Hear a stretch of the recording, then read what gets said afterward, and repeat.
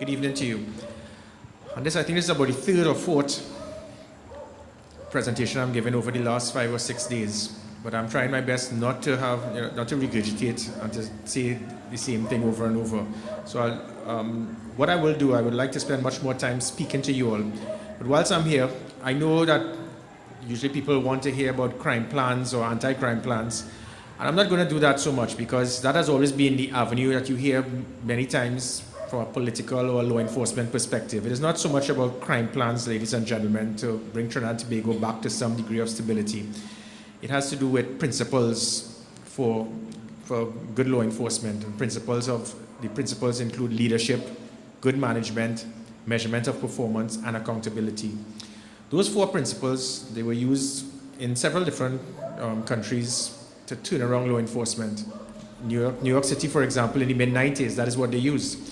The then NYPD, they were known as pigs. Within 2 years, they were known as America's finest. And it had to do with that. It was not so much about crime plans. It was the same principles, the same policies used by the police service, but because of better management, better leadership, and making sure you have accountability and measuring performance, the same police officers that were regarded as pigs, it was a turnaround. We can definitely do the same. There were about 2 or 3 New York police commissioners. They came to Trinidad and Tobago and they said it. Our police officers, in contrast to what people would say, have proven themselves to be among the best in the world. They have gone to courses abroad and topped it. So it shows that they have the capability. Persons actually asked about myself in my capacity that I was not a police officer. And just to clarify the fact, I am a police officer and I'm very proud to be a member of Trinidad and Tobago's finest. The fact is that persons will always see the glass half empty at times. Going back to the recent situation with the kidnapping, you will see it in the media. And again, I want to refer to certain, you could go online within the last 2 weeks, police officers involved in criminal activities worldwide. New York City, there were about 4 police officers involved in kidnapping. South Africa, 5 were involved for rape. Just this week, 4 in the US Border Patrol were arrested for kidnapping and murder. The same happened in Curacao, Philippines, South Africa, I think in Belgium, and I could go on and on. But not one citizen in one of those countries said, well, then I can't trust the police, and the police are failing to do their job. People need to understand that the police service is extracted from society. And unless society is perfect, you can never get a perfect police service. But what people expect is that the police service must be invincible, untouchable, beyond any repute of concern. It cannot happen. What we did see is the fact that the Trinidad and Tobago Police Service, the leadership of the police service and the police officers did what was required. They did not cover up anything. They were able to expose and do what was required. And if police officers are guilty of anything, what should happen is that the police service should be commended to ensure that if it is that other police officers may be involved in something, unlike what you have seen in other countries, there was no cover-up. They did their job. What should also be noted is that there were over 200 police officers that they were involved in that operation. Yes, I have been in the front seeing more about it, but I was just the mouthpiece and was providing that type of leadership. But there were 200 police officers in different aspects providing the administrative, the logistic, the intelligence, and the operational support.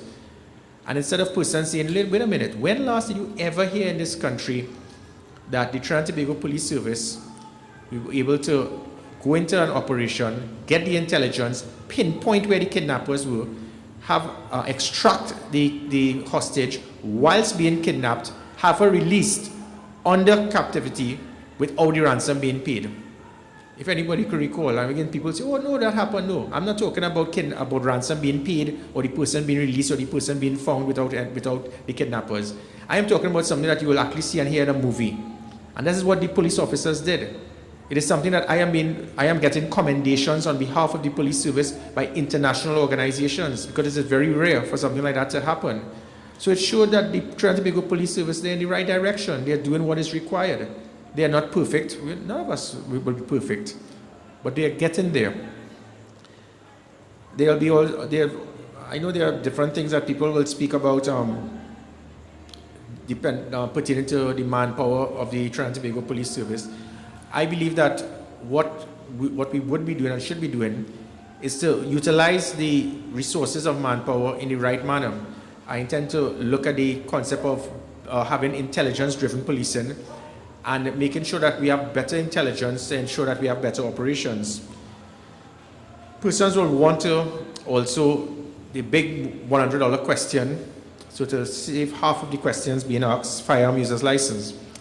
That has always been a big ticket item. And let me just clarify this matter with firearm user's license. The fact of the matter is that there's a law. The law will stipulate who is authorized, who has qualification to have a firearm user's license. And if you have the qualification, you become eligible. As the Commissioner of Police, my job is not to say that I do not think citizens should have too many firearms because it can be a problem. My job is not to say I think you should. That is not my job. My job is to do what is in law. And the law stipulates that if you have the criteria, it makes you eligible. And my job is to do one or two things, either approve it or reject it. And I have no intention to have the backlog that we have seen over the last few years. I think it is unfortunate. It can open a window for corruption. I have heard for far too long, what is the going price? 50,000, 60,000. And what I'm saying right now, and I'm asking all members here of the public, do not pay a cent in cash or in kind. Giving persons money to get your firearm, you become part of the problem. I intend to deal with each and every application. And if it is you have the criteria, I might approve all 13,000. I might reject all 13,000. But what I'm not going to do is to leave it there. I think basic courtesy and professionalism dictates that I would adhere to your request one way or the other.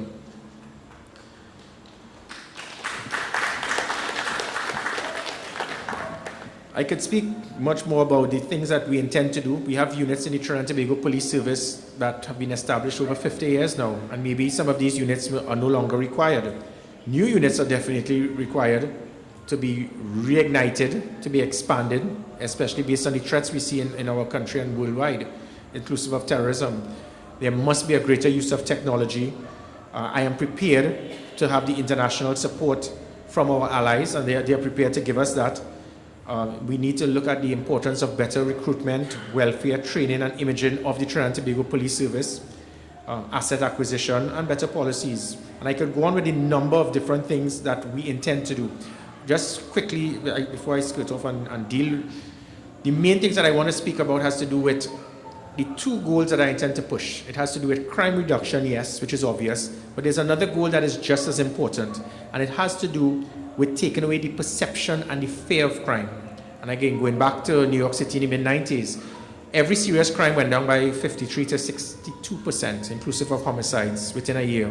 But for 2 years, the citizens in New York City did not feel safe.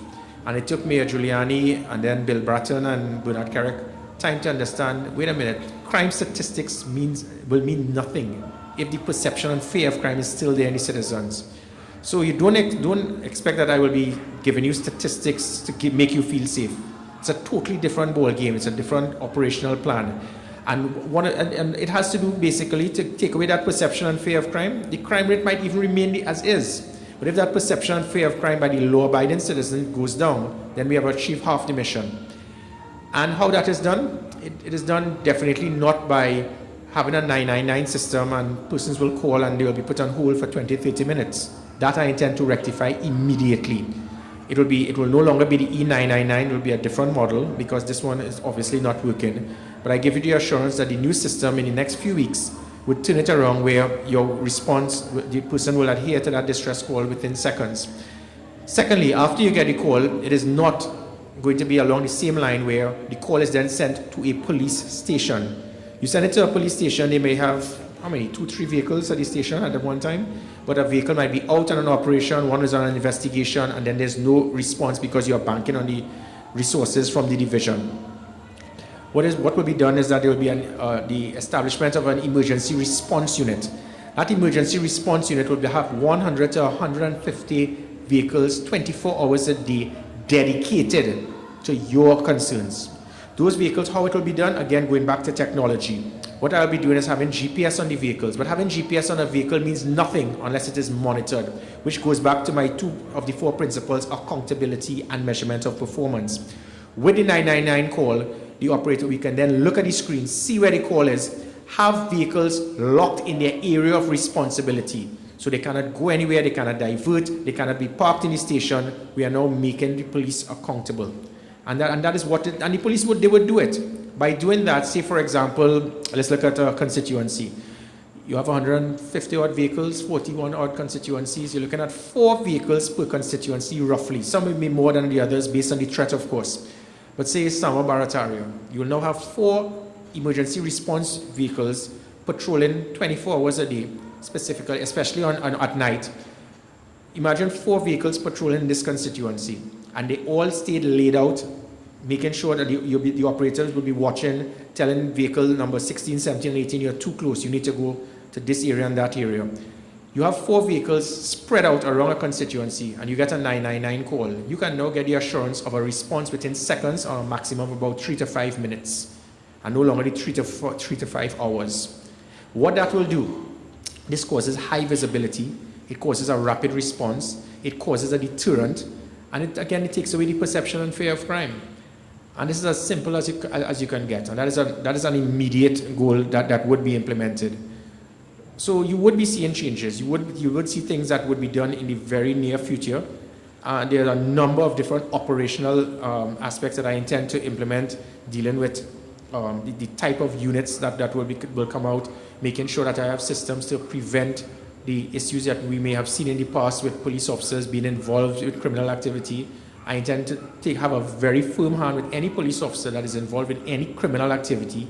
But in the same manner, ladies and gentlemen, as the Commissioner of Police, I intend to fight very hard for the men and women of the Trinidad and Tobago Police Service. I intend to protect their reputation, because when persons, it's easy to criticize. But how I just ask you today, I would like you to be a police officer. I would like you to know how it feels that every day you're putting your life on the line. You leave your home, and your child, your wife, your husband is hearing people say the most negative things about you. And they don't even know if they're going to come back home, because they intend to put their life on the line for persons out there who they do not even know. And in return, you hear citizens making the most disgusting comments about them. I'm not saying that we should be praised every day, but what I'm saying is try to understand what they go through when those men and women in uniform. Support them, and they would support you. You give them respect, and they will respect you. And it goes both ways, it's reciprocal. Imagine a member of the media asks, because of this situation with the kidnapping and the 2 police officers, he said, well, how about, now all I did was to give the citizens your rights, let you know what you're supposed to have, which is you can demand the ID card from the police, which is the law. And a member of the media said, how about if I put down the window just 2 inches and I take his card and I could take it and write it down and then give it back to him, as if trying to treat the police officer as if it's some common criminal. That, to me, that is disrespect. And I said it goes both ways. So I'm asking that let us form that unbreakable combination. The police and the citizens, they work together, they trust each other, and I promise you that there would be mechanisms to deal with rogue elements in the police service. I'm going to work closely with the Police Complaint Authority, and by putting the systems for accountability and measurement of performance, it'll reduce the number of rogue elements in the police service, because now there are checks and balances. It will prevent them abusing the vehicles. It will ensure that police officers it will now be checked that overtime will not be abused, that they will stay in the area of responsibility, and they will protect and serve with pride. And that is what we want. Just before I close off, I know, again, going back to my position as Commissioner of Police, this is never about me. So when people ask why do I dress in the uniform of the troops on the ground, because that is where I was trained, that's the way I am. I will take a bullet for any police officer or for any citizen, a law-abiding citizen. And that's what I intend to do. I intend to be on the ground as much as possible, which is what I have done by being in as many meetings as possible. I want to hear what you have to say. I need to hear your concerns. I can't get at being in an air-conditioned office. I can't find out the concerns of the police officers by just going to meetings from a high level. That's why my intention is to visit every single police station in this country. I've reached about 25. I have another 40 or 45. I'm getting there. And my style may be different. Some people actually said that I am overzealous. But maybe overzealous caused the Trinidad and Tobago Police Service to lock down this country during the earthquake to make sure that the country was safe. probably being overzealous, maybe being a commissioner of police that was willing to give you my phone number so that each and every person could contact me. Maybe overzealous was trying to have Operation Strike Back and trying to lock down and peg back criminal elements. Maybe overzealous meant having one of the most successful police operations because it is I actually decided to be part and work with my troops. Overzealous could probably mean that leadership was to ensure that the Trinidad and Tobago Police Service, if you all notice, on the day of rest and relaxation, the police were out in full force. So if people accuse me of being overzealous, I think I see it as a gift and not a curse. And that's what I intend and I expect all the police officers to be. Let us all be overzealous. So when we're overzealous, we probably will get the job done. Ladies and gentlemen, every location in the country will have different threats. There will be different assessments must be made, and there will be different operational policies. In this area, it will be no different. It is not a situation of just more roadblocks, more patrols. I am not into cosmetic policing. I am using the ComStat model, comparative statistics, but not just to use as quotas for police officers, but first to analyze situations so that we can use our limited resources in an effective and efficient manner.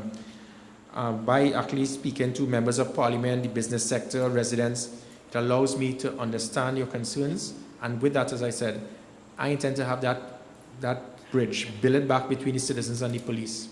I ask you to support us so that we can support you. I thank you.